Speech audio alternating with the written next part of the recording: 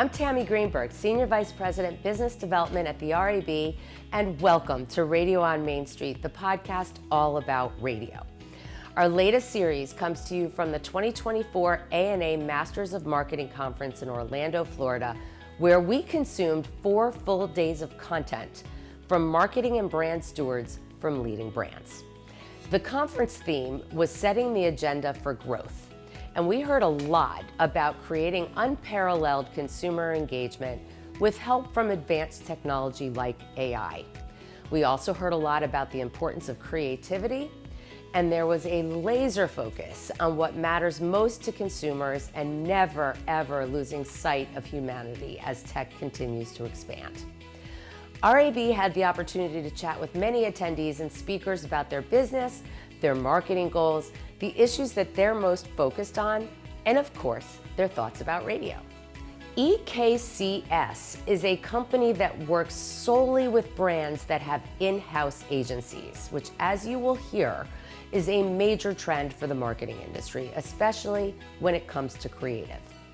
I had the pleasure to sit down with Robert Barkley, CEO for EKCS, to get a better understanding for what they do, how they do it, and how we as an industry might support their efforts. So Robert, thank you so much for being with us today. It's an absolute thrill and a pleasure. I'm so excited to be here in Orlando. I'm so excited to be in the sunny warmth of Orlando. I know. Where did you come from today? Well, it's interesting. It was a big comparison. I went out for a walk yesterday and I saw a big sign saying, basically, beware of the alligators. I come from the middle of England and we don't have alligators. In fact, we don't have anything more malign than a dormouse. So I do feel a little bit of fish out of water here, or an alligator out of water. Yeah, right. Yeah. Did you see an alligator? I don't think so. I was on a run, and I do run very fast when I hear there are alligators around, so I wasn't really looking. Okay, so I've been coming here for probably my 20th ANA Masters of Marketing here at the Rose and Shingle. And you started as a girl then, obviously. I started as a baby, in the womb. Right. And I go on walks during the breaks, and never once have I seen an alligator. How disappointing. And never once have I even noticed the sign. Well, the sign actually says, specifically, it says, do not entice the wildlife. Okay. Which I can't imagine who in their right mind would entice an alligator. Well, but, you can take those cookies out to them. That's true. Anyway, so Robert, thank you for chatting with us today. My pleasure. Tell us a little bit about EKCS, who you are, what you do. Well, we work specifically with brands who have in-house agencies. You're probably aware there is a tremendous move away from the traditional brand and external agency relationship, especially when it comes to creative. And we have been working and supporting this world of in-house agencies now for about getting on for 10 years. And our job is to help them focus on what they do well, which is come up with great creative ideas, be very quick with their social media content, and we take those ideas and we transform them into assets that can be pushed through any channel. That's fantastic. So are you working across all media, or is it being dictated to you from the client? We need creative for social media, we need creative for television, for radio, for audio. Yeah, by and large, they'll come up with the creative idea and essentially a media list, and it's our job. And that media list will cover all media, which will include radio, and it's our job to take those assets, take the master content and create multiple assets from it, which include audio assets as well. That's fantastic. So are you able to share who some of your clients are? Yeah, we work for, quite a wide range, really. Brands such as Starbucks and Sam's Club. We work for broadcasters like Scripps and Tegna. We work for local media. It's across the board, not only here in the United States, in Canada, and in the United Kingdom as well. That's fabulous. And do you have teams of people that work for you to become the in-house marketer, do you have freelancers that you work with? We have a resource of about 620 people who are production experts. One way or another, they have particular speciality. So if we're working for Foxtel in Australia, for example, which does include audio, includes broadcast quality video, we have specialists who are dedicated to that client. But a lot of the work we do, it comes and it goes, and so therefore we'll apply the talent, the skills that's needed, for the moment. Just fantastic, because and you've carved out quite the niche, because the trend is headed towards in-house agencies. So Absolutely. I would imagine your work is in very high demand. It is in high demand, but you Yeah. know, it's sometimes things just come around. You know, my very, very first job was as an intern in a local radio station, and it was something I had an absolute passion for. I used to hide under the bedclothes and listen. I remember listening to when the station launched, they had a party on air, and I listened to that with fascination.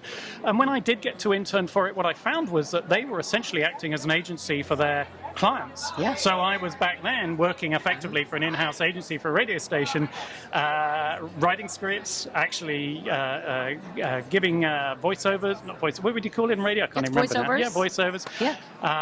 And being out there and promoting the radio station as an advertising platform of choice for local traders. That is just fantastic. Goes around, comes radio around. stations are still writing scripts and producing spots for their local clients, as well as some of the national and regional ones as well. Well, I guess they also have websites as well, and they're actually doing advertising on the websites too to support the websites on air. The ads on air as well, right? So it's multiple media and plus social media, plus events, of course. So it's again, they're working in multiple media, even though you traditionally think of them as radio, I suppose. Exactly. So the theme of the conference, the ANA Masters Conference, is setting the agenda for growth. And we're going to hear a lot, I would imagine, about MarTech and AI specifically to enhance, what we're doing, the intelligence and the outputs and all of that kind of stuff.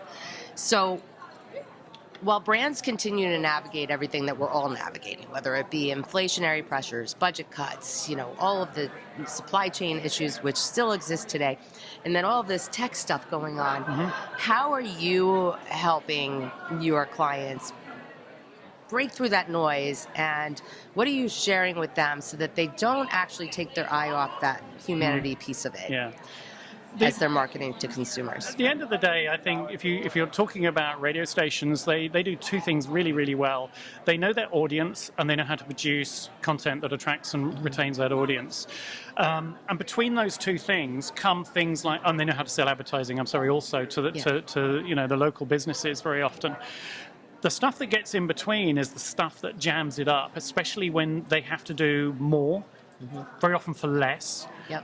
And when I say more, it's across more channels, as we were just saying. So the question is, how can we use the tools available today to enable them to do more for less, to produce multiple assets from single sources, and really sweat those assets to ensure that, in case of the advertisers, they're getting the best response they possibly can, which leads to better footfall and a positive relationship with the radio station itself as well. Yeah. But when it comes to actually creating whatever, in any media, in any form, do you find that your clients are, because of technology and because of everything that they're facing right now, because there's so much clutter in the marketplace, do you feel like they are on the right path directionally from a creative perspective? And if not, how do you guide them? How do you guide them to say, no, you really have to remember. I'm writing a piece right now on the importance of human connections, given the whole high-tech world that we're living. And, and I heard a stat that they're presenting in one of the breakout sessions right now that 40% of consumers feel ignored by brands today. So how are you working with some of your clients to make sure they're not one of the brands that's being ignored? And when you're talking about brands, you're talking about national advertisers, or you're talking about local advertisers? Anybody. See, I think the opportunity in this context, particularly when we're working with regional broadcasters and local media, is for them to be able to use this technology to raise their game with regards to having a conversation with, between the brands and the consumer.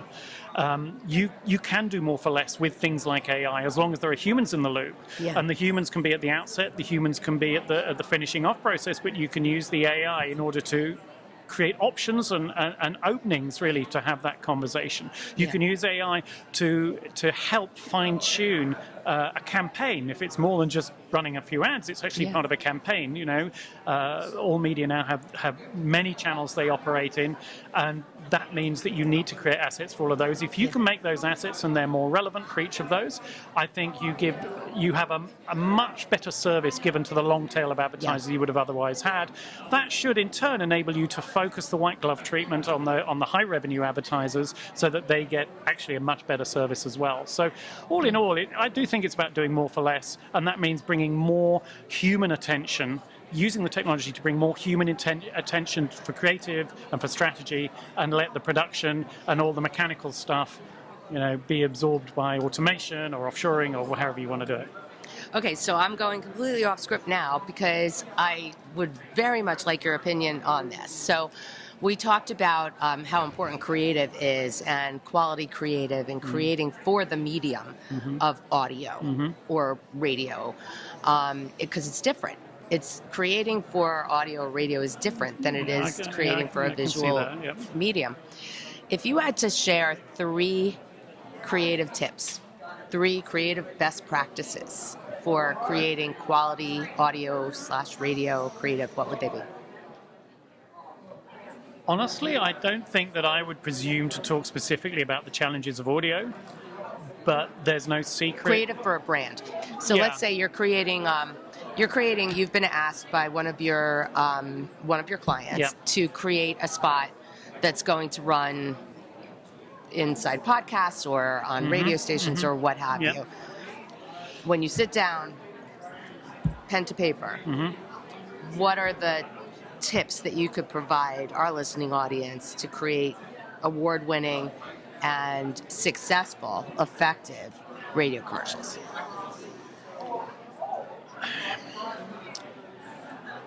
I'm trying to think how I would answer that, because we generally work with other people's creative. So what I can talk about is what I see in our partners who do that top-level creative that we then take and adapt. And I think what I see amongst those creative people is the standard qualities you'll see and you hear about and you can read, the ability to research the topic, research the client. So if you're talking about a third-party advertiser, not your company, you're not an in-house agency, you want to know the customers, you want to know the markets, and you want to be curious and know about that.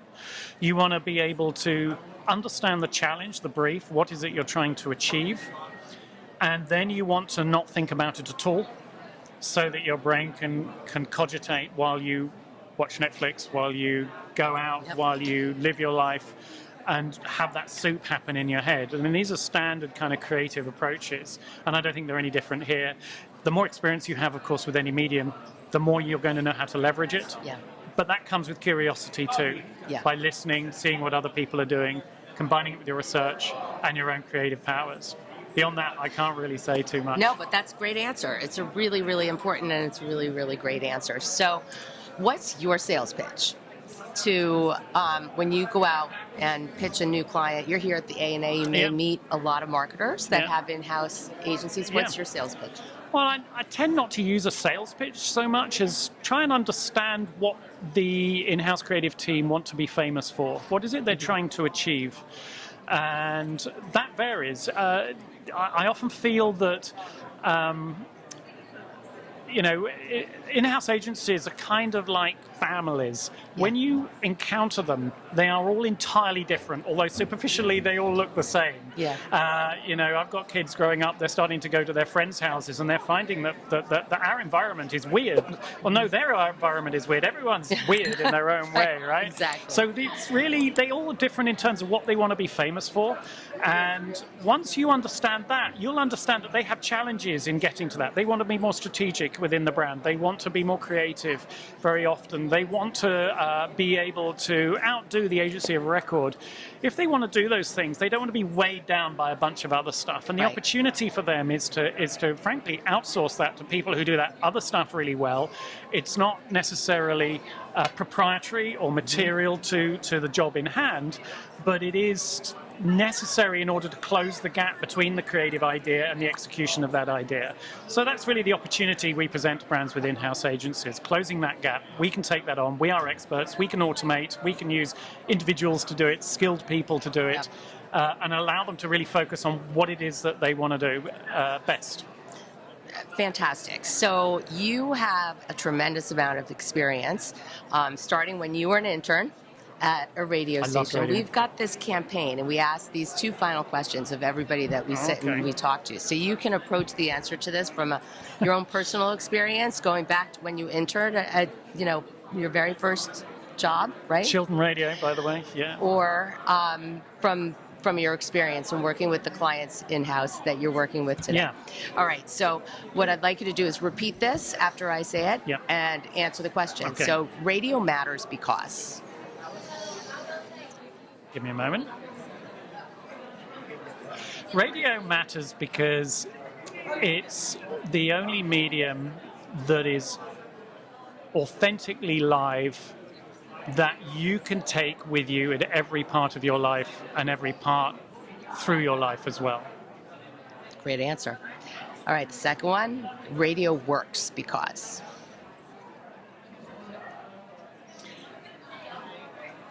Radio works because the relationship that a listener has with a radio station is absolutely unlike the one you have with any other medium. It's more woven with your day-to-day, whether you're driving, whether you're about the house, whether you're with your kids, whether you're out, than any other medium. So there's an emotional bond there that I think other media couldn't hope to achieve. Isn't it wonderful to have an agency provider echo what we all know? That radio knows their audience, and radio knows how to produce content that attracts and retains the audience. Robert's advice for creating and executing powerful creative is an important reminder to all of us. You want to know the customers, know the markets, and you must be curious. Challenge the brief, and then step away and let the creativity flow.